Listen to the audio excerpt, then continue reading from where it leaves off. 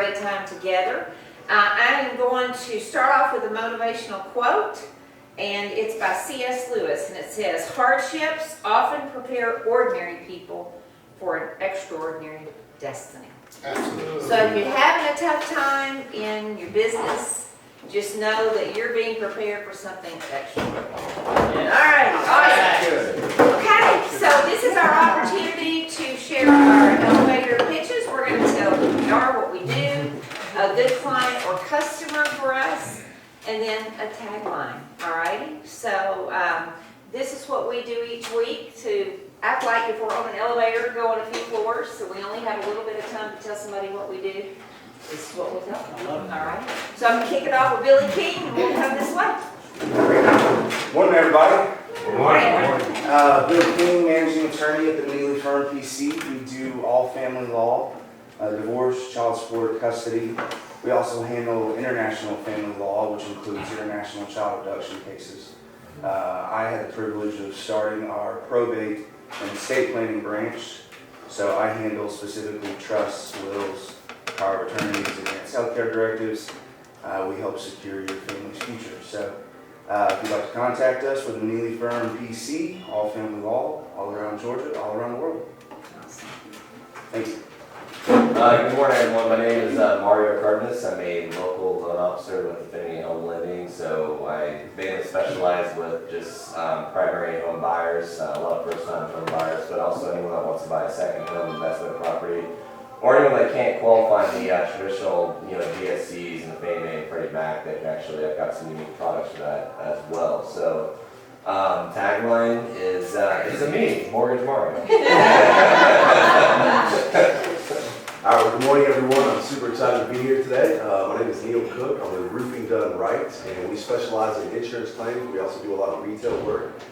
Good referral for me is anyone who thinks they might have storm damage to their roof, anyone who has a roof that's 15 plus years old, or anyone who has a leak. So, Neil Cook with Roofing Done Right. My tagline is, if you're going to have your roof done, you should have it done right. Iman Heisler, Keller Williams Realty Partners. I hold the residential real estate seat in our group, so I help buyers, sellers, and investors in this market. So just this past week, I've been honored to help 2 sellers go under contract and 1 buyer go under contract. So even with all of the noise you're hearing in media and social media, I want to be that one that is going to hold their hand and make sure that they're not fearful or anxious about what the market is and what seasons we're in. So a great client for me would be someone who maybe has that anxiety, isn't sure what it's like right now, or someone that's looking to plan ahead, wants to buy or sell in a year or 2 and just wants to see what's going on. I want to hold their hand, educate them so that they can make the best decision for them and their family. I'm honored to give them exceptional service and outstanding experience. I want to be their realtor for life. And I'm the motorcycle racing realtor, Iman Heisler.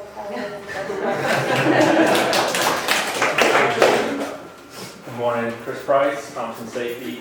What we do is we consult businesses for OSHA and compliance with new regulations, keep them in compliance for OSHA required and mandated first aid cabinets to life-saving devices such as AEDs to personal protective equipment, training, and between. So we come in, consult, we do free compliance, walkthroughs, make sure you're good to go.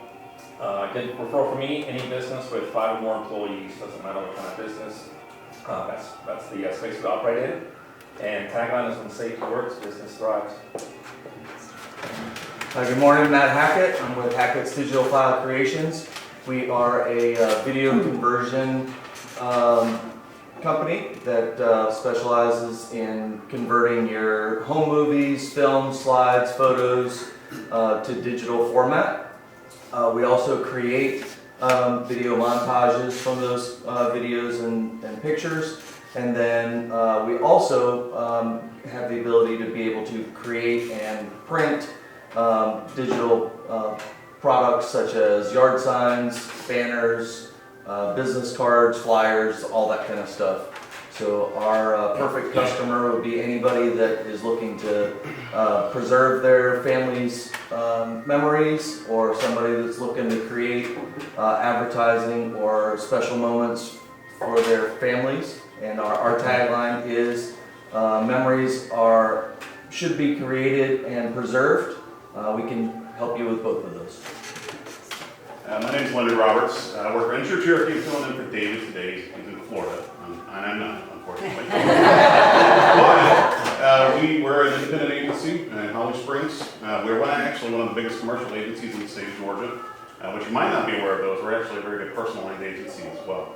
And that's what I do at the office. I'm more of a personal line specialist. So a good referral for me is if anybody's got questions about their insurance. In Georgia right now, we're going through a major rate increase.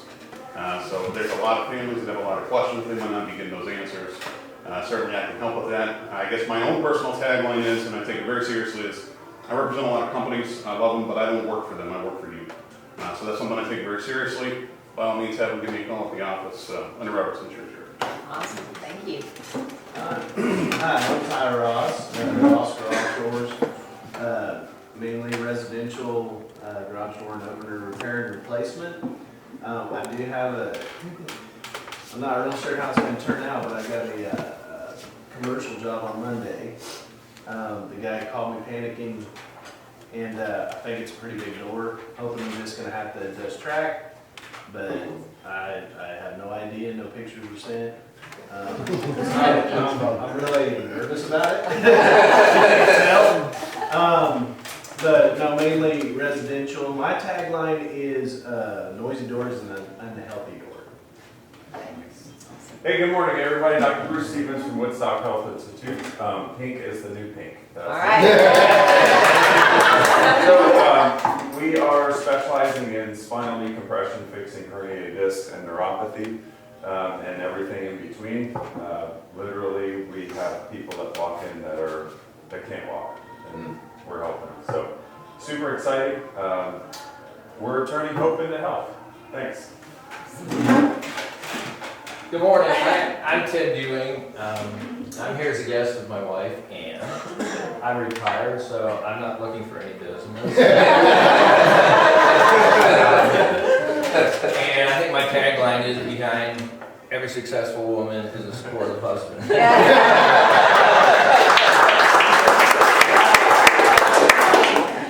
Good morning, everyone. My name is Ann Bridgetto, and I am a wellness advocate with doTERRA. So I help people understand the complex bodies that we're born into. Our bodies are very amazing machines, and if we give them the right natural tools to solve our everyday issues, we can do that and not let them go to more complex issues. So really, prevention is the name of the game, but people generally don't understand how our bodies work, like complex cars, right? So you do all the maintenance on your cars, you have to work with your body. So I help people understand how to use natural solutions to do that.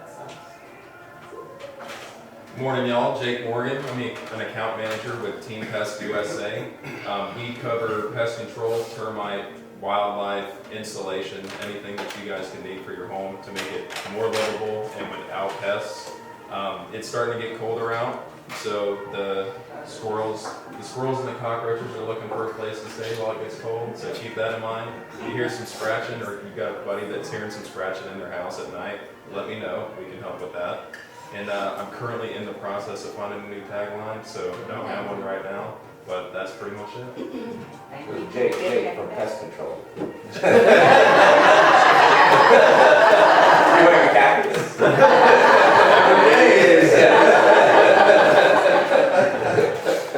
Good morning, I'm Adam Waller. I heard a statistic the other day that the average American spends 10 hours of their work week worrying about their finances. So that's 2 hours a day that they're not focused on their business. And what I do is I protect your money, I grow your money, and I understand your financial goals so that you can live your life with financial confidence. I'm Adam Waller, and let me get you back to work and take that stress off your plate. I am so glad I don't have to follow you today. Well, I'm Katie Long, John's wife. I am the owner of WT Marketing. I do social media marketing for small businesses in particular, video shorts, animated videos, now working on websites, which is cool. Also the creator of I Heart Woodstock Facebook page, just to help small businesses get their brand out there. And I'm here to help you today, shine brighter tomorrow. Yeah. We're so glad you're here. Hi, Keith Meisner, Drive Movers. We deliver furniture for retail stores and interior designers. We offer home services, from hanging drapes, pictures, rug placement, and moving things around the house. A big client for me is general contractors. We're doing a lot of work with them on their remodels, moving all the furniture out and back in when they're done, and interior designers. I think I'm finally getting this warehouse in Hickory Flat, and need to develop designer furniture. Awesome. You're a retailer's choice in dinner. Hi everybody, I'm Jackie Arnold with Empowered Peaks Health and Life Coaching. I help people make sustainable changes and reach their health and wellness goals. A good client for me is just really any woman who's tried to do it on their own but needs some more accountability and support. My tagline is change your habits, change your life. Hey, my name's Cassidy. I'm with Birch Street Customs, an online gift shop specializing in personalized gifts and merchandise and some small business things, tumblers, rugs, mugs, all kinds of stuff. So a good customer for me is anybody, if you have a celebration, a wedding, a birthday, an anniversary, send it my way. Here's some of her handiwork. Yeah. Good morning, John Long, Longview Lighting. Best rated electricians in Woodstock, shooting for Canton, Holly Springs, Cherokee County. If you haven't heard of them, you will at some point. If you want to make sure your house is lit so that the thieves go to your neighbors and not you, give you a call. Ask Amy, she knows. Big, beautiful lit up home. If you want to know that your house is wired safely, a lot of what I'm seeing these days are all these new builders are throwing up homes as fast as they can with the cheapest labor possible. That equals bad wiring. Iman Heiser sees it, I'm sure, all the time selling houses. Well, we've had many new customers where brand new homes not working. We're the ones that can actually come in there, make sure it's right, check all the outlets, check all the switches, make sure everything's nice, tightened up, buttoned up so that your house doesn't burn down. If you want to take your lighting to the next level, call John Long, Longview Lighting. I'll give you a card when we're done.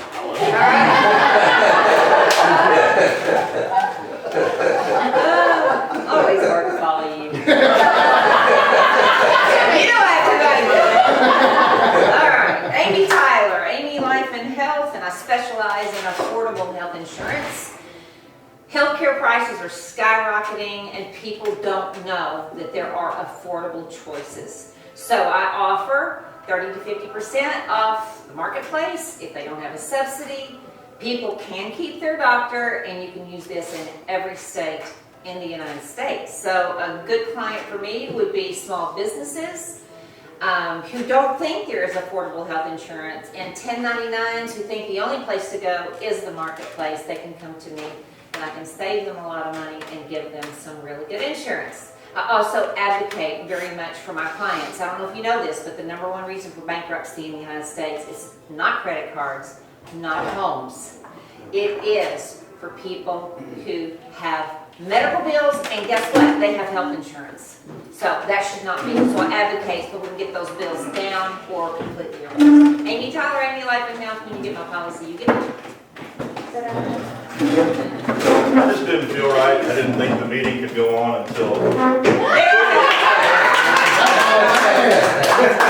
Since John didn't do it, I don't know if he's, trying to be professional or. That's exactly what I was saying. Or what the deal is. However, I want his card. I felt like it needed to be done this morning. I'm Mark Phillip, the Innovative Insurance Group. I'm an insurance broker that specializes in life and disability insurance coverage. And like Leonard spoke to, being a broker, I work for my clients. I don't work for the insurance carriers. And what that does is it gives me the option to be able to shop many different carriers and find a solution for no matter what your situation is. I pride myself in being able to find solutions for people that have had trouble getting options in the past. And I got into the insurance industry to help families with special needs loved ones find coverage for themselves or fund special needs trust to be able to take care of their special needs loved one that they've got. So when they pass, that will be taken off their shoulders. Like I said, Mark Phillip with Innovative Insurance Group. When you die, I pay. Yes, sir. Good morning, I'm Christy Webb with Quick Pro Plumbing. We are a local full-service plumbing company. We're family-owned. Been in business in Woodstock over 14 years. We handle everything from kitchen faucet installs to replacing your sewer line. We can do it all. Our perfect client would be anybody who likes indoor plumbing. That's pretty easy. And then, also, our tagline is, if you have a plumbing emergency, think quick, call Quick Pro Plumbing, quick, professional plumbers. Man, that's a mouthful, and I'm It so is. impressed with you. Miss Cindy. Good morning. I apologize for my tardiness. There was a wreck on 575. My name is Cindy Rollins. I am the owner of Captured Moments by Cindy. I am a photographer that specializes in maternity, newborn, and family photography. I have a private studio in Canton with a kick booty client wardrobe closet. And my tagline is capturing your unique story through photography. Awesome. All righty, Tess. Hi everyone, also, sorry I'm late. My name is Tess Hernandez with Mosquito Control. We are women-led and women-operated in Marietta, and a perfect referral for me right now is anybody that wants a one-time treatment. Whether you have an event coming up or just want to hang out outside by your bonfire, get ready for the fall season.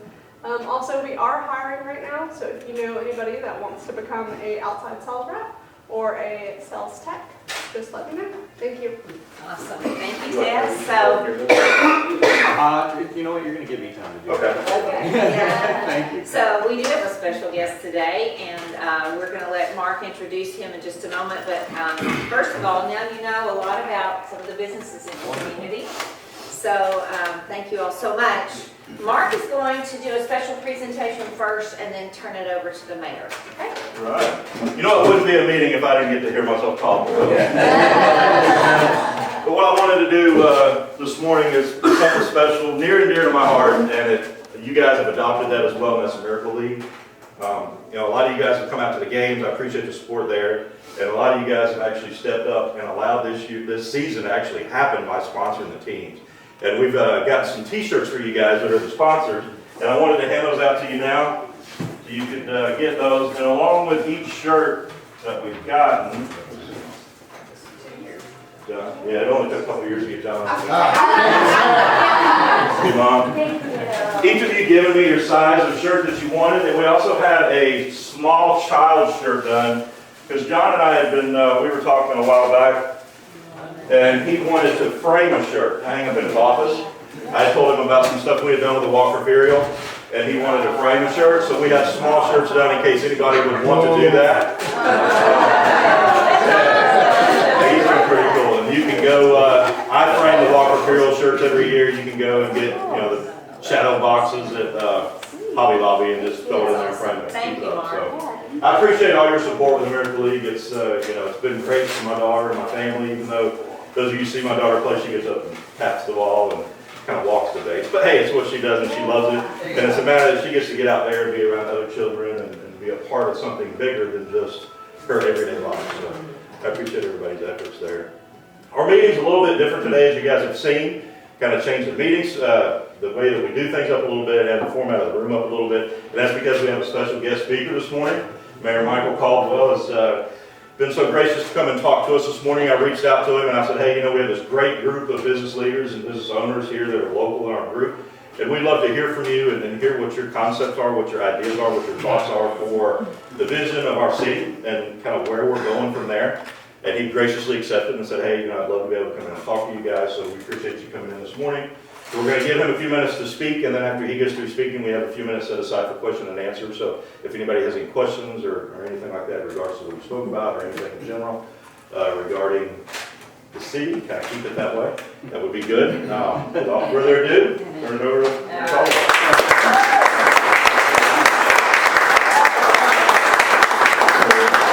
The applause at the start's always easy and cheap. We'll see how we do at the end. So, good morning, guys. Thank y'all for the invitation. Honored to be here. I know several of you in the room, but I don't know everybody, and that's a fun room to get to be in. So thank you guys for that. I actually, several years ago, I lived walking distance from here. I lived off of Amber Lane here in the neighborhood. So for any who are actually local here, at least feel like I'm coming back home. For those of you who don't know me, my name is Michael Caldwell. I am the 31st mayor of the city of Woodstock. Our city will turn 125 years old this December. So when I say when I say that the mayor who served before me served the longest in our city's history, it's not like one of those cities in North Fulton that has existed for 2.5 years. We've actually got a story here. So it is an absolute honor to get to serve you this way. For those of you who don't know, before this, I actually served, represented you for 8 years in the House of Representatives here in Georgia. Took an atypical path from the state legislature to mayor, and I get asked often, hey, how do you like that comparatively? And I tell everybody, without hesitation, this is so much more fun in every possible way. Woodstock, can you imagine a better city to get to be the mayor of? It is also way more work than they promised me. It is an absolute blast. I think I get to be the mayor of the coolest city in this country. And I'm really proud of this place. I want to talk a lot about what that job looks like and where I see our city fitting into both the fabric of North Georgia and the country right now. But before that, I want to tell you a little bit more about myself. I'm married my high school sweetheart. I grew up all over the country, but this is home for me. I was born in Michigan, lived in California, Texas, North Carolina. But I did the start of elementary school here, left, came back, did middle school here, then did high school here, and I married my high school sweetheart here. I went to Etowah, so this is home. I own a business here. I own a company called Black Airplane that you'll see when you drive into Woodstock. Before you ask, we're millennials. The name doesn't have to mean anything. We've got just shy of 30 full-time software developers. We do custom application build-outs for companies like Coca-Cola, Aflac, Home Depot, Chick-fil-A, the CDC. And we are building some really cool cutting-edge technology right here in Woodstock. And genuinely leading the nation when it comes to things like we're Google's partner for the Southeast for mobile development in a proprietary language they own called Flutter. We do a ton of really cool hands-free technology work now, really neat, innovative stuff happening here in our city. I have had a blast building that company out, but prior to that, I was part of four who started a safety equipment company in 2011 that we built up. We knew we were building for sale. We wanted to sell it within 5 years, and we sold it 4 years and 2 days to 3M. I got locked in at 3M under an equity contract for 2 years, left at 2 years and a day, and then we started this. So, private sector is where I spend most of my days. It has been very good to me. I love when I get to stand in a room full of business owners because we're going to get along. In addition to all that, the governor appointed me. I'm one of 12 who serve on the Georgia Technology Authority. We make decisions for every local government and the state government. We serve 89 executive branch agencies as well as 1,200 state and local agencies with regards to IT enterprise management and cybersecurity and just technology futurism. And that is an extremely cool, exciting board to go try to set the pace when it comes to technology here in the state. And then the mayors here in Cherokee elected me to serve them on the Atlanta Regional Commission. And so I am one of 3 commissioners out of Cherokee County for the Atlanta Regional Commission. We deal with about $180 million in grants in a typical year. And with the IIJA, the Infrastructure Investment Act, the Bipartisan Infrastructure Act that passed, we've got about $1.2 trillion getting spent nationally over the next 5 years. I'll spoil it for you. I was in the State House, so you can go look me up. I have a partisan background. I'm a Republican, and I have all kinds of opinions about that, but as money's getting spent, I want to make sure that Woodstock sees a portion of it, because I like roads in Woodstock more than I do in Iowa City. So we're fighting hard to make sure that Cherokee County starts to see a little bit more attention out of the Atlanta region. We are one of the fastest growing counties in the nation. And we've seen some results on that front here in the last several weeks. We have what's called a TIP amendment. The Transportation Improvement Plan is a 10-year plan adopted by the Atlanta Regional Commission. It's how we divvy these funds out. We just saw 2 grants here. We actually saw 4 here in Woodstock, but 2 that are really important to me that I fought for when I got down to the ARC. One of which is the intersection improvement at 575 and Town Lake Parkway. The other is Ridgewalk Parkway and 575. If you don't know what we're planning to do there, we're several years, this is federal funding, so this will not happen tomorrow. But Ridgewalk Parkway, we're actually talking about the first diverging diamond interchange in the region. So if you've seen a diverging diamond interchange before, it's where you actually cross over the traffic and you're going the other direction. The reason for that, if you think about Ridgewalk Parkway, is we built that thinking about, when we built the intersection, if you've been here for any period of time, you'll remember that intersection is roughly 10 years old, that whole entire exit. It was pre-outlet mall, that wasn't part of the plan, and the outlet mall actually isn't the real traffic problem for Ridgewalk Parkway.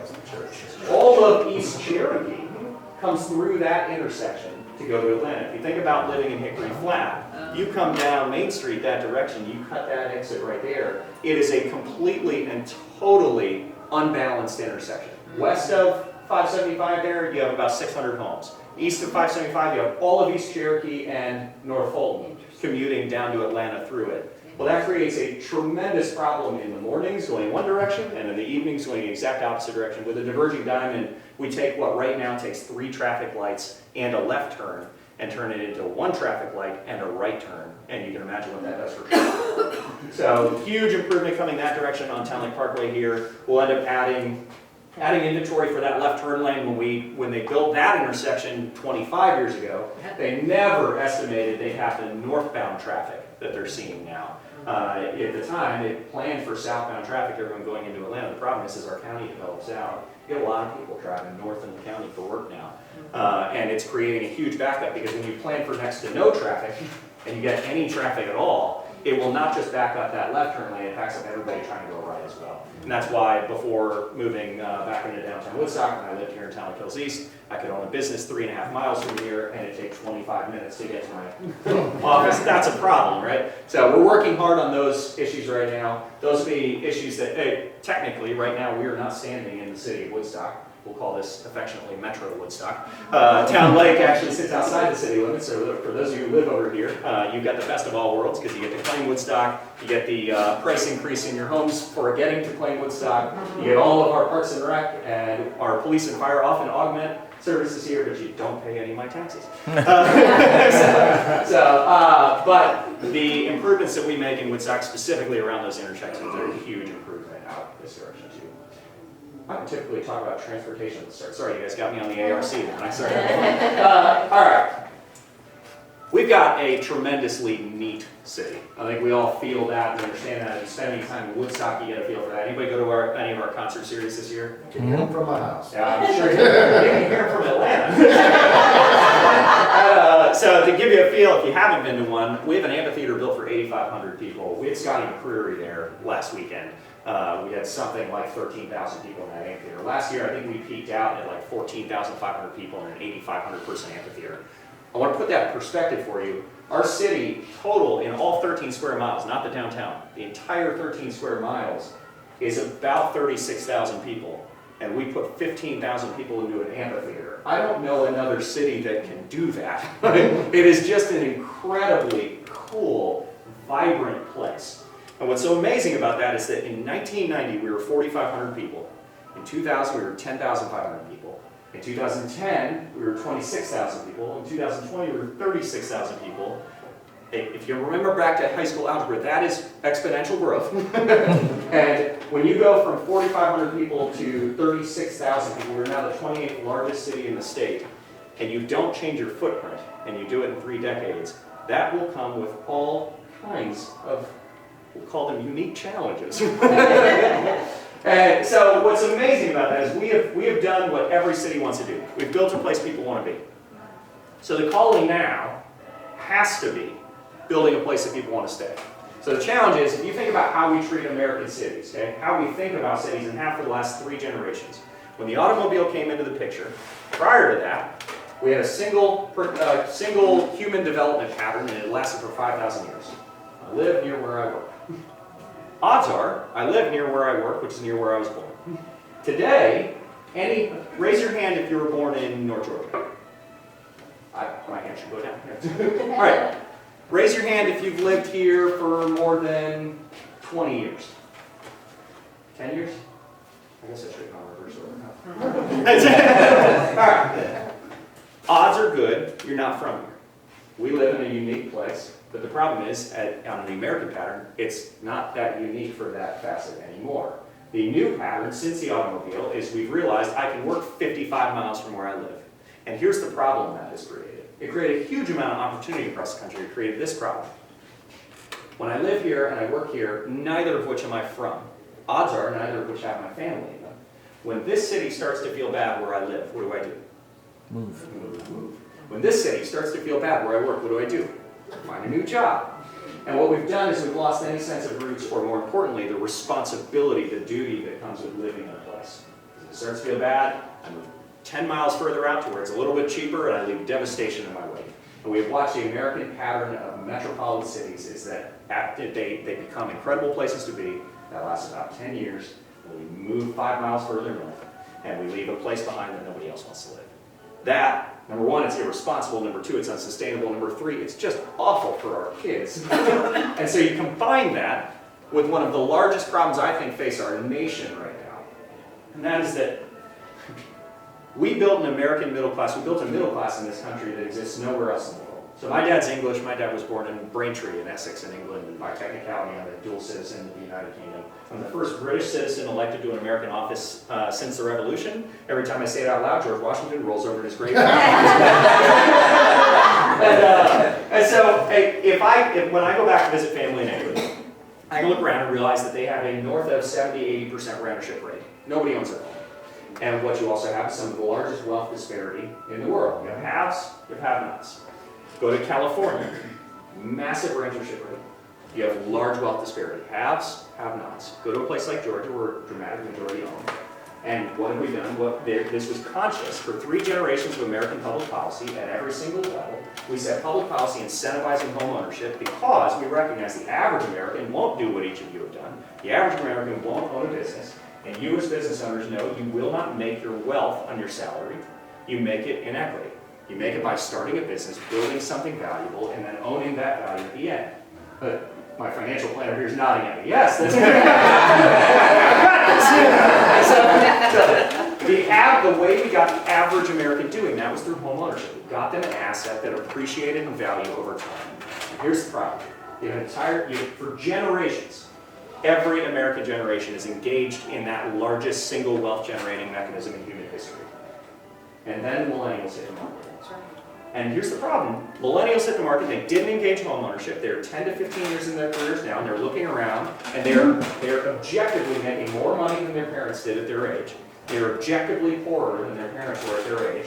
And their parents are looking at them going, you idiot, you should have saved like me. And their parents are full of crap. Their parents didn't save any better than they are. What they did do is they bought a house straight out of college. Yep. And so whether that millennial moved back in with mom and dad, or they got an apartment, or their mom and dad told them, hey, don't waste the money on a house right now, you're single, you don't need...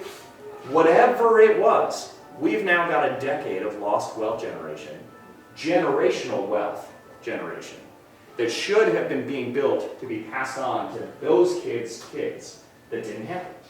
And now they want into the market, because they're not stupid. They're looking around and realizing, you know, all my buddies who did do that have a lot more money than I have. I want to do that.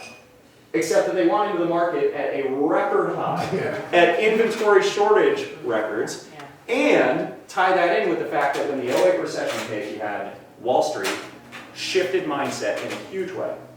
It shifted from a mindset of, it is a bad bet to buy homes institutionally, to buy up every foreclosure and rent them. And now you have hedge funds dedicated entirely to home rentals, except the problem now is that they have been buying up existing inventory. They've completely shifted now to a brand new product called Build-to-Rent, where they're building entire neighborhoods for the purpose, neighborhoods like this, for the purpose of renting every unit. Now, there is nothing wrong with renting a home. My wife and I rented homes for the large part of the start of our marriage. I fall in that millennial bracket. It took me longer than parents to figure out to buy. I'm on my own now because I'm not stupid. But what we've got to recognize is there's nothing wrong, and you need a component of rentership in a community, but that has to be the metric we're watching. Is an ownership versus rentership, because if we want to build a sustainable financial future for this community, we need financially stable people. We have proven for 3 generations of American public policy, you build a financially stable middle class through home ownership. If we want a financially stable city, we're going to concentrate on building inventory in the city that drives that. And so I, being I stand in front of a lot of conservative groups, and I tell everybody, guys, you have made the word density a bad word, and you've got the wrong metric. We should be watching ownership rentership rate, not density, because I would much rather have somebody who owns a condo and is building wealth for their family than somebody who rents a 6,000 square foot home. From a long-term financial stability for the community, that is a healthier long-term. And so, if we're looking at that, then the question is not, do I build dense or not dense. The question is, how do I get more ownership model into the city? So if, I will tell you, I'm not going to get that millennial 10 years into their career into a home on a half-acre lot in downtown Woodstock. Because unless they've got $2.5 million to dump on it, it's not going to happen. But I can get them into a condo, and get them into that condo, and then they can start building that nest egg, and they can get into a townhome, and then into a house, and we can get that path that long. Now this is among the largest issues our nation faces, and if I'm honest with you, I think almost no local officials have their eye on this ball. And at a state level, they are actively trying to preempt local governments from being able to get involved in these decisions. They're trying to make it so that we can't consider whether or not a property would be owned or rented when deciding whether to zone for it. I'll tell you from a long-term planning perspective and a long-term American financial health perspective, that is a terrifying direction to go. This should be the silver bullet we're all looking at if we want to make sure our kids get to inherit a place that they want to stay in. So if our goal is not just to build a place people want to be, but to build a place people want to stay, but to build a financially stable place that is sustainable and rebuilding.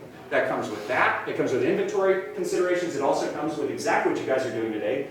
This city, with 36,000 people, we had 3.2 million visitors last year. Record number on that, right? We were one of the most popular downtown destinations in the southeastern United States, which blows my mind. Because the Woodstock I started representing in the State House in 2012 was not a cool place to go.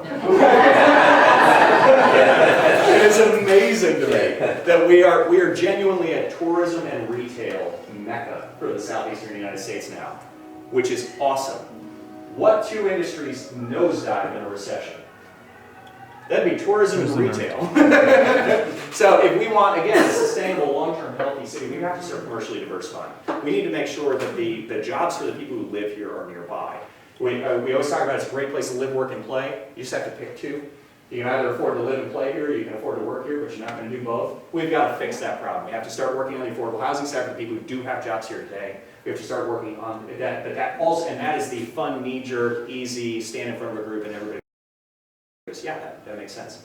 We also have to work on the economic development side to be attracting jobs for the people who live here to ensure that that side of that coin is sustainable too. We're working actively on that. I've got a list from the Secretary of State's office of every business that is registered in Woodstock and who's registered outside of Woodstock, in Cobb or Fulton County, whose registered agent lives in Woodstock. Because 10 years ago, if you lived here, you didn't want to open a business here. You opened it in Cobb, you opened it in Fulton, it's time for them to come home. So if that's one of you, I'd like to talk to you. And I want to talk to you in part because we have 50,000 square feet of office getting built in our city center project, and we can talk about that a little bit as well if you'd like to. We've got another 30,000 square feet getting built right down from there. We have office product coming into Woodstock, and the most important thing, every day I get developers calling me saying, hey, what are people asking for? And so if you know anyone looking to move their business here, or who's ever been interested to, or they just want to move their business, I would love to talk to them, not because I want to play hard recruit, I want to understand what they're looking for, so we're building the right kind of inventory here. Developers are asking, I want to have the right answers for them. The most important metric though, if you're going to build a city people want to live in, it has to be a safe city. So I told you guys about the growth rates. We grew by more than 50% in the last 10 years. Didn't change footprint, which means those are added people in the same space. Now, naturally, what would that tell you happened with the crime rates? It goes up. You would imagine, right? Except that in the last 10 years, we increased population by 50%, our crime rate went down 44%. Okay. Again, this place is, we live in a walkable, arts-focused beer town. It's the budget balanced and is the 12th safest city in the state. I don't know if God was just paying special attention for me, but this place is everything. I don't know how to find a closer to heaven city than this downtown. But our crime rates declined by 44% at the same time as our population raised by 50%. That is solely and completely due to the incredible professionalism of the Woodstock Police Department and Fire Department. We have an incredible, incredible department. If you guys haven't paid attention, over the last year, inflation is a thing. And it's a thing so badly that combined with workforce shortages, you can imagine, and a whole lot of current events that have made it incredibly unappealing to be a police officer. We were not spared from that. We have 57 sworn officer roles in the city, and when I came into the mayorship on January 1st, we were down 13 officers. So when you've got 57 sworn officer roles and 44 butts and seats, that affects patrols, It affects every part of police work. It affects investigations. By the peak, I think we were down 16. And it came time where we couldn't just keep ignoring it. And so since I took office, we had in June the largest single pay increase for police officers that our city has ever seen. And since taking office in January, we've increased police pay in this city by more than 26%. In doing so, we are now almost at full force again, and expect to be by end of year. We are well on pace, and the beauty of that too is I used the phrase butts in the seats earlier. What I'm so proud of, if you don't know, we have a new police chief. Our police chief, Calvin Moss, retired. We have a spectacular chief in Moss, and those were big shoes to fill. And Chief Robert Jones, originally from Calhoun, but he has been a police chief in 2 other cities. He was a gubernatorially appointed prison warden for state prison, and we brought him up from Kingston, Georgia. And this guy is both a Marine and Army veteran. He served in the Marines, retired, went into policing, and then when 9/11 occurred, felt the call and went back, because that's the kind of police chief we have here now. And what I love about this guy is his focus has not been filling seats. His focus has been hiring leaders. And we're in such a good place right now. So when we talk about growth coming in the next 10 years, I feel very good about our ability to keep our eye on the ball when it comes to that primary focus, which is a safe city. So we're ensuring that we're building for the long term. We're going to bring the right kind of inventory in. We're going to ensure that we're building a safe city. We're going to commercially diversify the city. And then last but not least, none of those were the #1 issue I heard about on the campaign trail. You can all guess what that was. There's a lot. Traffic and parking all day long. Now, I will lead into this with one simple disappointment, and then I will tell you how I'm actually trying to fix the problem. I have to remind everyone who commutes through my city, from Town Lake to Alpharetta, or from wherever to wherever, I am building a city and not the best thoroughfare in Georgia. If you want to drive down Main Street or Arnold Mill or Town Lake Parkway through the heart of the city, I'm sorry, I have never driven through a city in my entire life that I expected to speed up through. It is a downtown, it is a walkable, vibrant city. If you want to go faster, get on 92 or 575. That is what the state routes are for. Having said that, I still don't want you parked in my city, because that's bad for my city too. So we are working on increasing this. You guys have probably noticed dirt moving. We've got a roundabout project over there, which sounds incredibly simplistic. And so I want to really paint this picture of what this project is for you. This is a really fun one for me, because I got to help secure the funding for it when I was in the State House for it, never knowing I was ever going to run for mayor. And now we get to actually execute on this project. This is called the Hub Transformation Project, and so much more than a roundabout. You do have a roundabout. Does everybody know where I'm talking about? No. At the fork of Main and Mill, Parkway and Mill Street there. So you've got a roundabout going in there, but Mill Street, which forks to the right, is a one-way street right now, right? We're going to be two-way Mill Street. We're going to build the roundabout. We're going to add a left turn lane on Town Lake Parkway on the Main Street, finally. And then we also have Arnold Mill improvements on the other side as well. We're actually widening that out, throwing a median in between, so you don't have left turns coming out onto Arnold Mill, constantly slowing up. By building this project, I'll explain how in a second, this actually improves traffic flow on 7 main arteries in the downtown. It is going to dramatically move cars faster, and the biggest reason why. If you think about where traffic in downtown Woodstock comes from and where it goes, the majority of our destination traffic in Woodstock comes from the west. They're coming either from the interstate, from north or south, and then turning onto exit 8 and coming in, or they're coming from Town Lake and coming in. They come in, they hit that V, and they veer to the right because they are going to the brewery. They're going to the brewery, or they're going to the Elm Street Green or the playground. They want to park over there it's been a flip in the last 5 years. So you used to want to go park over by Copper Point. Now you want to park on that side because all that stuff's over there and I can walk over to the other side and come back. And so you veer to the right there, you park, you go play on the playground, you get a beer, you wait a responsible amount of time, and then you get back into your car and you have to drive home. And so in driving home now, let's say I live in Town Lake, I get back onto Mill Street, and where do I have to go? I have to turn right up to Main, then I have to turn left on Main Street, and left on Town Lake Parkway, and you tell me what is a double left turn on our 2 busiest streets in our entire 28th largest city in the state due to traffic flows. It causes me to use my train horn. Thank you.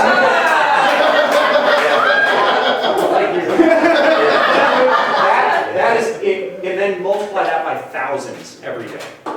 By two-way Mill and adding a roundabout, you will come out of that green, you'll turn left on Mill, you'll go down to the roundabout, feed through, and you will not hit a traffic light until you hit the interstate. If you catch that green, you won't hit a light until you're out of the city limits. That traffic flow improvement will be night and day, and it is a perfect example of why innovative traffic improvements don't always mean more pavement. It means using the pavement we have in smarter ways. So we use a third-party traffic and transportation consultant. They go through engineering studies for us. We are not trying to come up with the right answers as government. In fact, we had a bypass option we thought was going to be the right answer that was going to cost somewhere in the $40 to $50 million range to build. This project is like $3 million start to finish, and it will have twice the impact that that bypass would have had. That's how you want your government thinking about traffic problems. That's how you want us tackling these issues. We talk about parking. We do have that city center project coming. There's a 650 space parking deck involved in that city center project. Before you ask, it will be free. and it is not a parking deck sitting on top of Morgan's on the corner of Main and Town. Whatever everyone tells you. If you haven't seen the renderings, we had those renderings for months before we could make them public.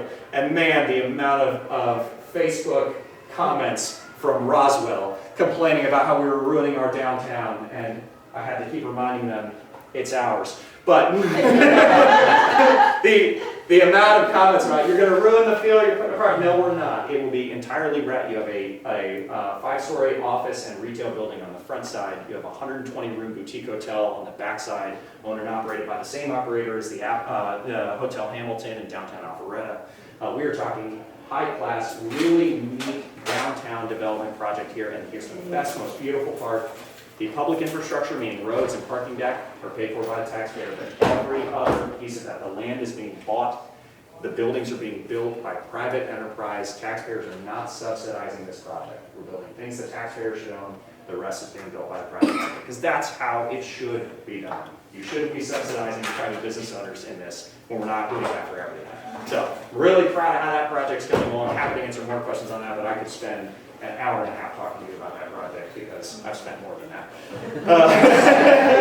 So, I wish I could, I really genuinely wish I thought we had enough time where I could cover everything I think we've got going on in the city. We have some incredible, when I came in, one of the biggest challenges we had is that we had never had a worse relationship between the county and the city governments. There had been an annexation that was controversial, we'll say. It was an annexation I didn't support. That the county and the city really went to war over. The county sued the city, sued the councilmen, and the mayor personally took it all the way to the Supreme Court of Georgia. Woodstock won because they did follow the law, but it created a really rough environment. We have a new county manager, we have a new mayor here, and we have, I guess I'll illustrate it this way. In 125 years, Woodstock, almost every city in the country has a joint growth boundary agreement with their county. So annexations happen, cities geographically grow, counties don't always love that, so the way you try to get ahead of that is you go sit with the county and you say, hey, let's draw out a map where we understand if we grow within this, that's okay. If somebody comes outside of this, we point it back to you. In 125 years of this city's history, we had had one of those maps for 2 years. And they had negotiated, this was 25 years ago, negotiated, got it done, and then 2 years later they couldn't agree on it again and it fell apart. I came in, I said that was going to be one of my #1 priorities. I'll be honest with you, we were told it couldn't happen, and on day 99 in office we had signatures on both documents. So we have a growth boundary agreement with the county, it will last the next 8 years, so we already broke the record. And what that has done for us is we've already run through multiple situations where developers have come on both sides of the line, and the county and the city have both operated exactly as we're supposed to under the agreement. We're pointing back to the right party, and we have built. And what that allowed for us to do is after 99 days, we went through that. It was contentious. We had to get through it. We worked together, but we built enough trust between both sides that then when we went into SPLOST renegotiations, if you guys aren't aware, in November, you're going to have a vote to renew that 6th penny. We are one of only 3 counties in the state who have a 6% sales tax. Every other county has a 7 or higher. But that 6th penny is vitally important for infrastructure investment in this county, and the cities get a portion of that. Well, the way state law sets that up, the cities and the county negotiate on what percentage goes to who. That is usually a I'm going to say a minimum year-long process, and we got it done in something like 6 weeks because we had built enough trust together. And so we're on a really great path when it comes to relationship with the county, and why that matters to you, because it feels like such inside baseball, is when we aren't getting along, it costs you money. It costs you money, it costs you time on projects, it just costs you. It doesn't make any sense. We're all here to serve you guys. If we're not working together, we're not doing our jobs. So we don't have to agree on everything, but we can't be at war. That doesn't make any sense. And so that was we are on so many really great paths right now as this city. I inherited a dream, but we've got a lot of places that we've been able to make some really great incremental improvements already. I've been holding this job for 9 months now, and I feel like we have managed to make so much progress in so many places. And I know how cliche it sounds, but I used to say that representing you in the State House was the honor of a lifetime, but I haven't gotten to serve the city. I love you. And I gotta tell you, there is no better job in the world. My business partner and co-owner always hates it when I say that, but I mean it. This is the best job there is in the entire world. It's an absolute blast. I promise you I will get some wrong. My goal is to get more right than wrong. But we are trying to build a city that my kids will want to grow up in, and that my kids will want to raise kids in. And if we do that, we build something worth building. So, I'm sure I talked longer than you wanted me to. No, that's good. All right,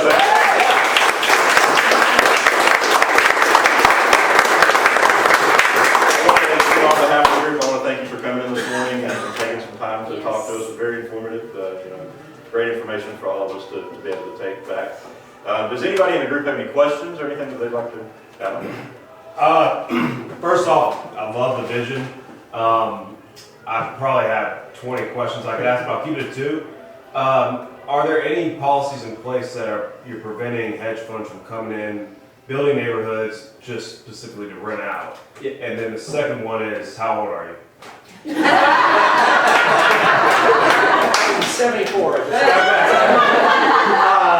I'm 33. When I got elected to the State House, I was the youngest state legislator in America, for whatever that's worth, and it turns out nothing.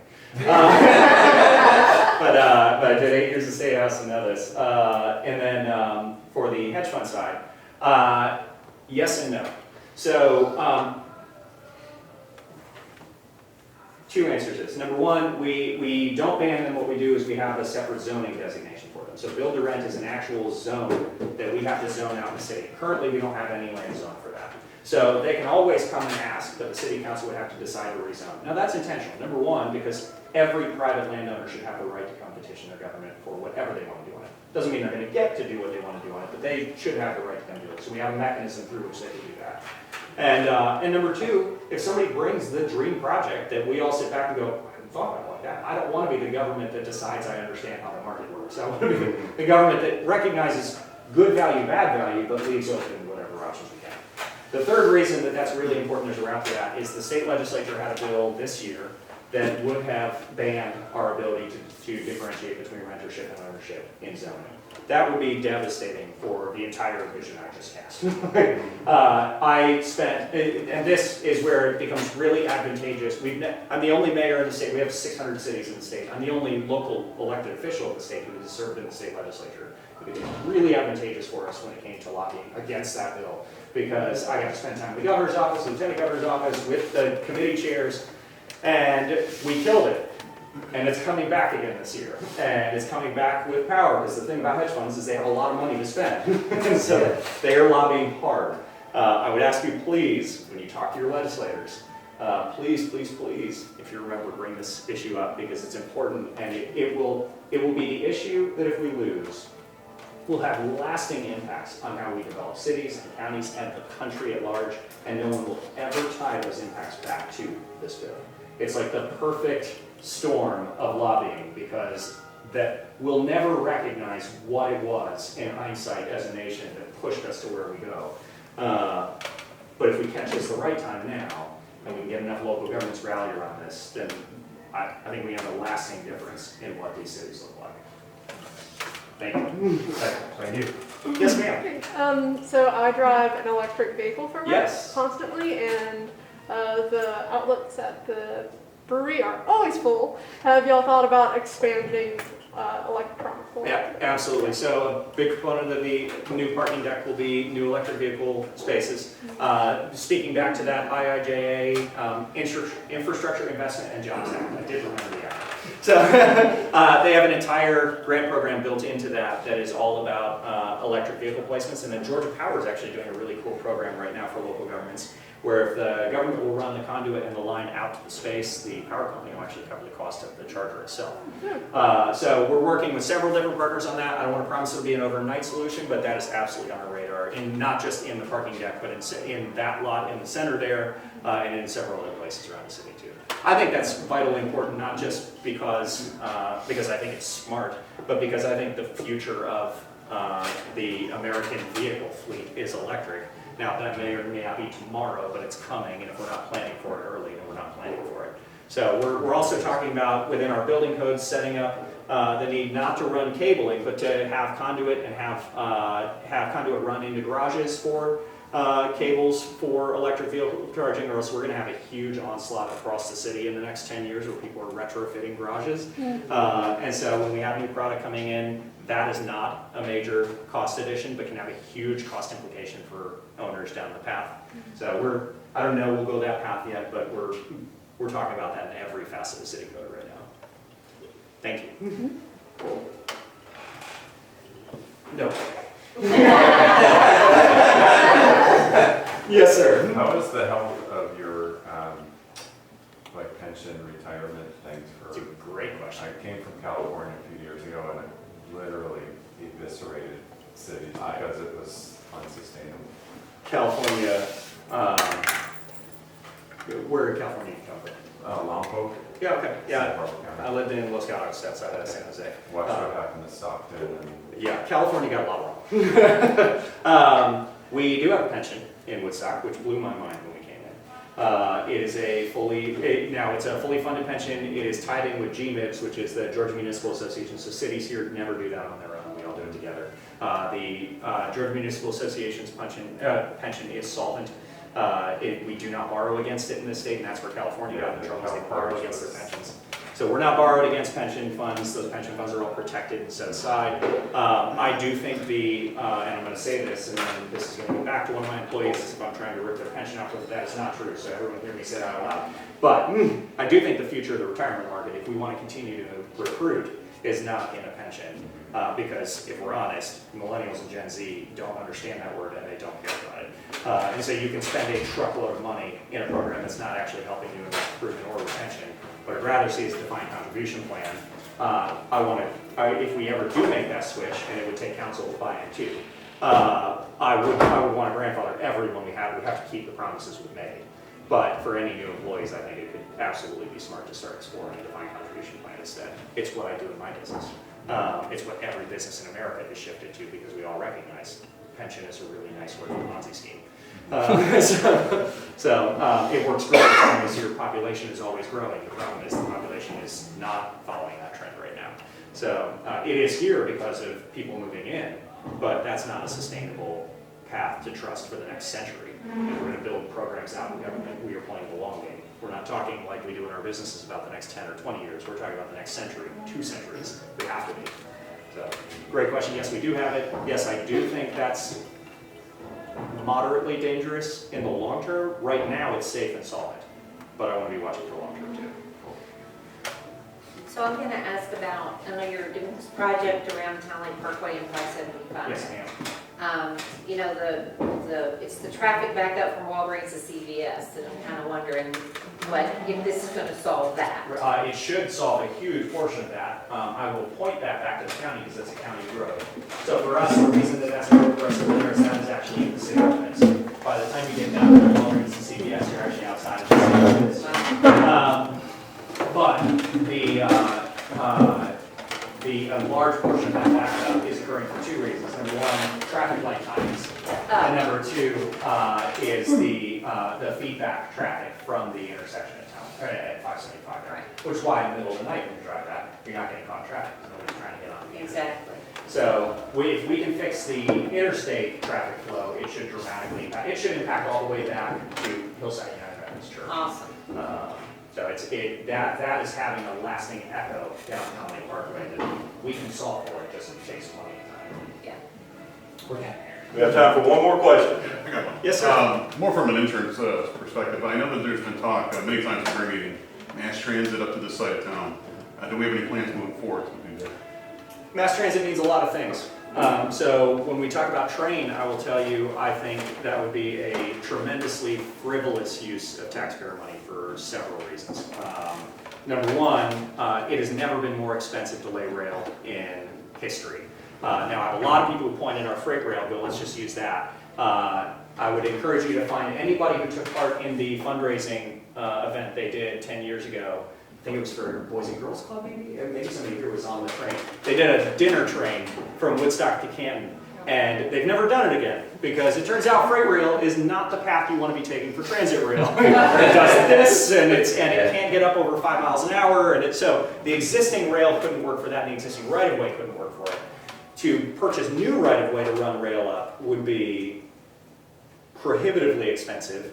And even if it weren't, I point back to cities like Portland. Portland, Oregon, they built for the purpose of being the rail transit hub of America. So that when they started building the city, they actually limited the city limits to what they envisioned their rail network being. They then built the city and then built the rail network exactly as planned, and they have less than a 5% adoption rate. I say all that not to say that there's no room for rail in America. There absolutely is. There's two kinds of rail. You have subway rail like Orno, which is fantastic in downtown metropolitan areas like Atlanta. Then you have commuter rail like the Long Island Expressway, which is what most of us think about when we talk about moving rail, but no one is actually talking about bringing commuter rail through North Georgia. They're talking about extending MARTA.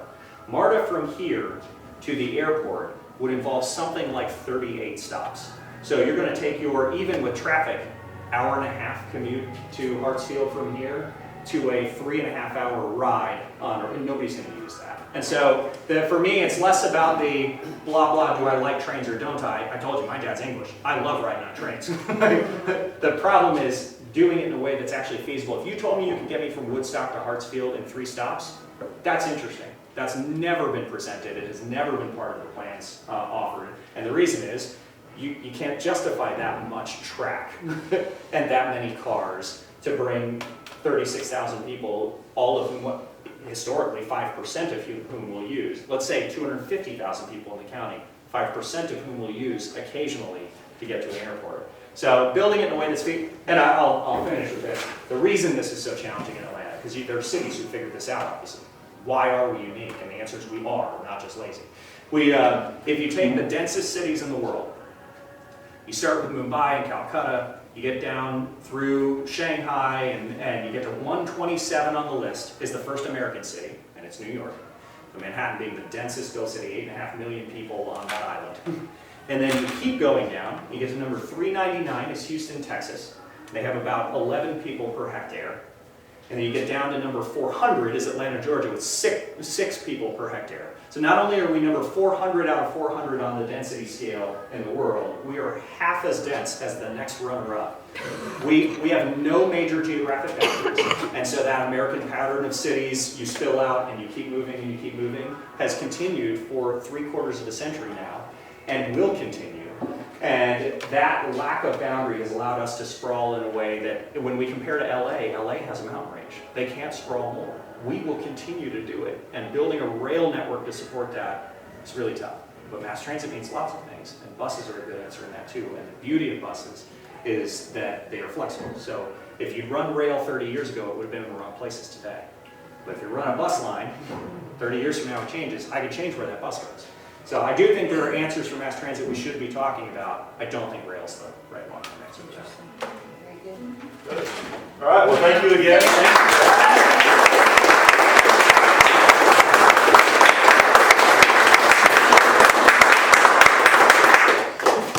Well, thank you, Mayor Caldwell, for coming out and talking to us. It was a great, great And all you're doing, thank you for all you're doing. Oh, yeah. Yes.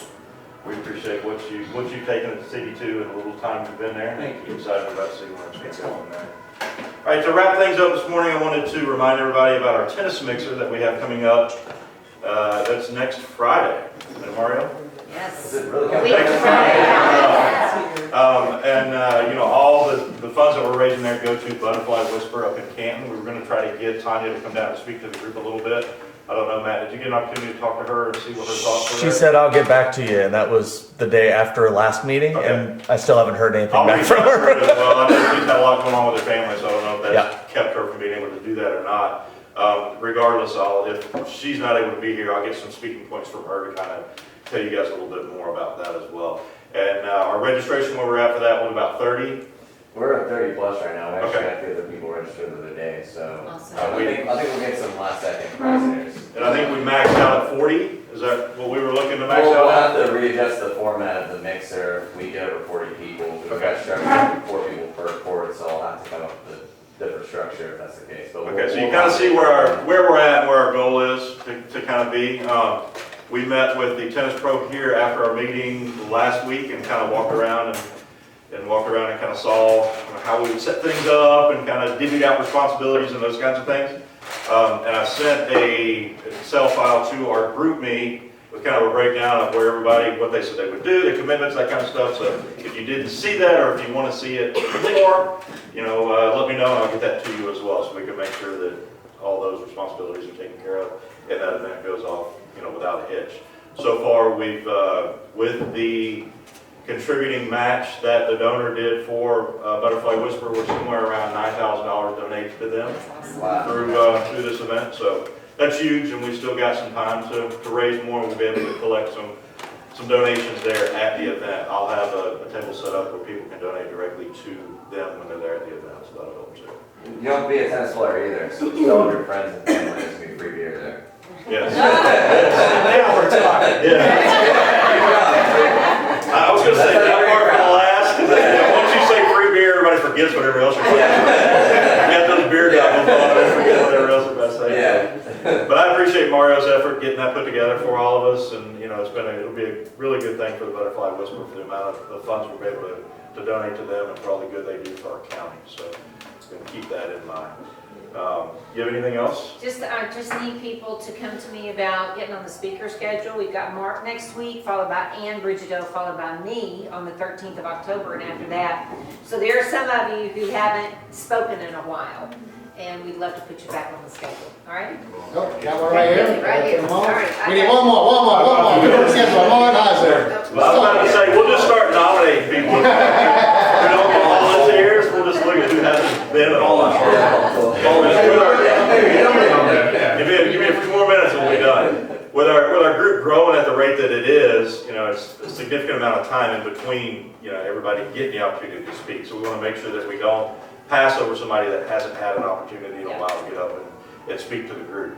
And as we, continue to get guest speakers like Mayor Caldwell come out this morning, we're privileged to be able to have people like that come and speak to our group. So we just want to make sure that our members get the opportunity to speak as well. So if you haven't spoken in a while, let us know. And if you're shy about speaking, let us know that too. We'll make sure you get on there anyway. And get you comfortable being uncomfortable. That's what this group's about. We want to make sure that everybody gets the opportunity to get up and public speaking. Is not everyone's forte. It's not what everybody enjoys doing. But this is a good controlled environment for you to be able to get up in front of it and do that. And it'll help you grow in yourself, and it'll help you grow your business as well. So that's what we're all about with the group. So I appreciate everybody coming out this morning. Appreciate Mayor Caldwell coming out and talking to us again. Yes. And everybody go out and have a good, great day. Thanks. And make sure to keep connected with purpose. All right.